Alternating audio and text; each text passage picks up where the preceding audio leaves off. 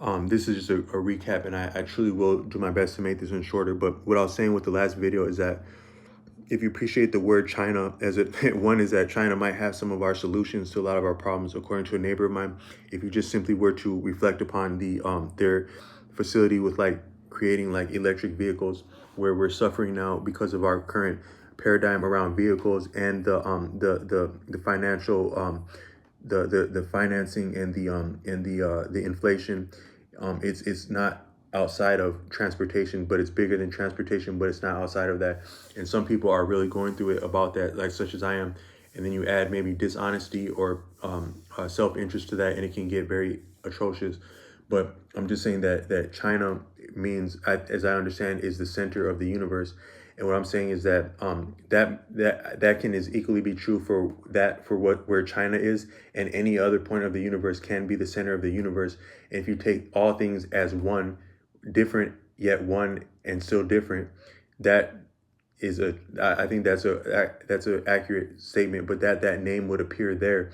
There might be more significance to that it might actually be the center of something, and not the least of which the center of some of our the solution to some of our problems. Just if you look at how they do things in China, like around finance and engineering.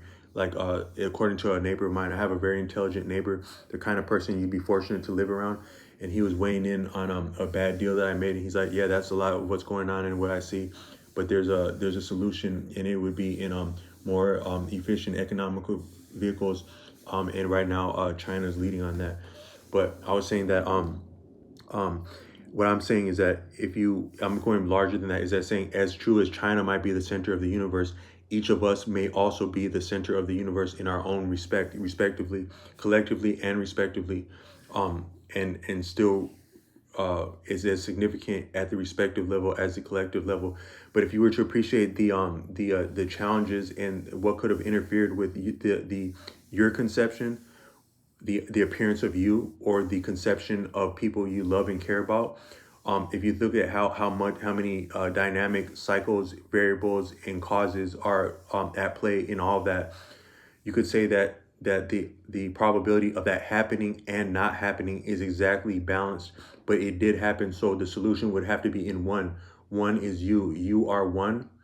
You are all of those circumstances mitigating and complementary that would both interfere with and prompt your appearance. And you might have actually needed the dynamic push and pull of all of that in order to get and achieve one that is you. So I'm saying you may be all of the things that were transpiring leading up to your conception, at your conception, at your time in birth, in labor, and then through life into the present point. You are all of these circumstances, these dynamic circumstances, these unfathomable probabilities, both favorable and unfavorable, that amount to you existing. And so from that standpoint, it could have been any other way, and also it could have been no other way, and both at once. But the solution would just simply be in one. I think is that this is who you are.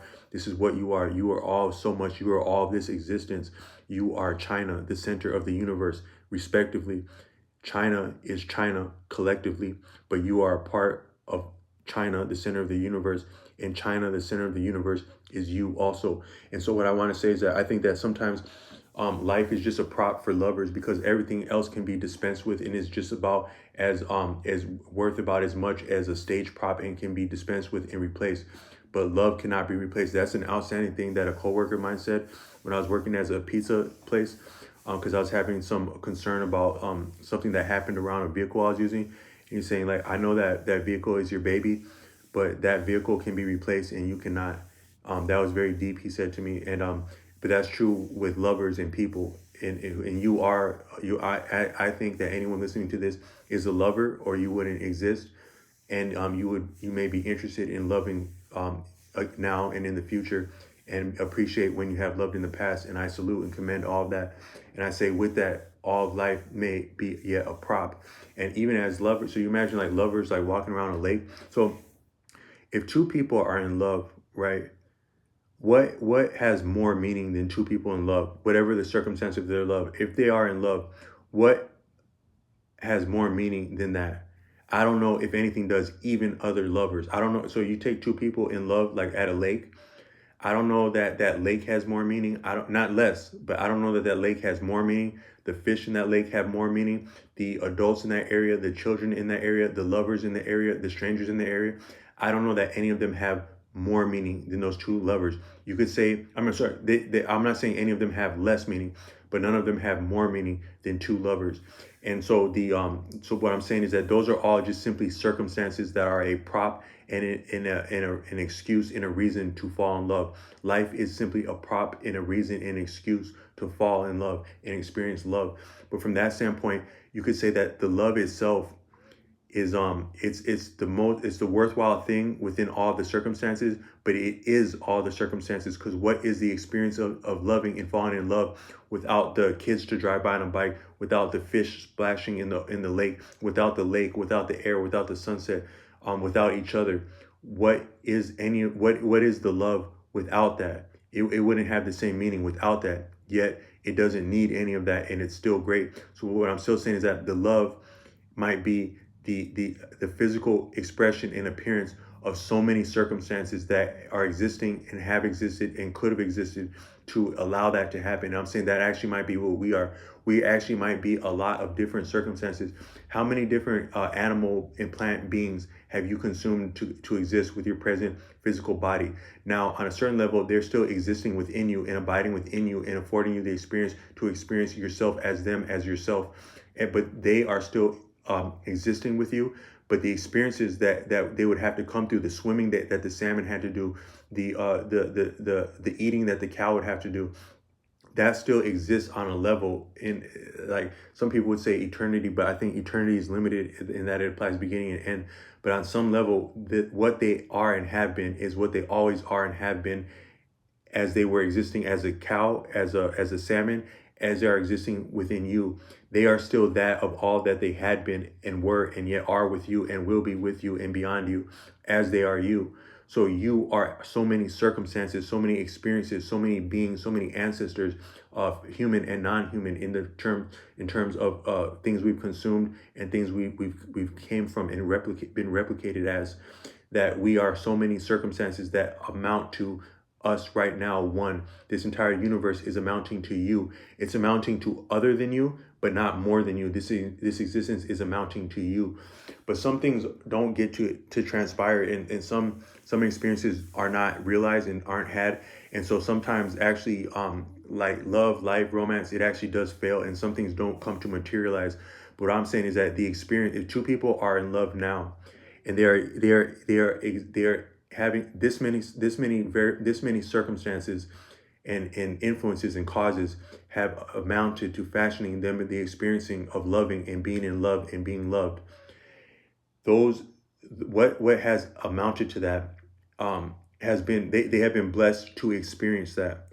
But a lot of that would have still existed without them, yet between them and for them, whether or not they actually came to the point of consummating the experience of, say, holding hands or enjoying a lake. A lot of what they are before they met and as they met and after they met, that existed independently of the experience of holding hands. So had that been there, but there's a lot of honesty and dishonesty even between us as lovers. So any one of that honesty or dishonesty, it could have maybe hastened that experience or interfered with that experience. But something of the love between them, it would still exist on a level, whether that was expressed or not, whether that got to be expressed or not. But if it did get to be expressed, that might be the greatest blessing and something to be humble for. But all I'm saying is that we are so many circumstances that are who we are, that are us, that were going on leading up to when we came to appear, and as we appear, and maybe after we appear. And that's what we are, who we are as an individual, as a person, as the center of the universe, as China. But then when you come together as a lover, that's even more profound, because it's a combination now. And so it's all that twice, sevenfold, many times fold is that experience. But whether that experience got to happen, these different circumstances that are us as individuals and together, they still exist whether they're interfered with or not. So I just wanted to put that forward, is that love is love, and love is existing even as and without when it's being consummated in the appearance of a person or of love.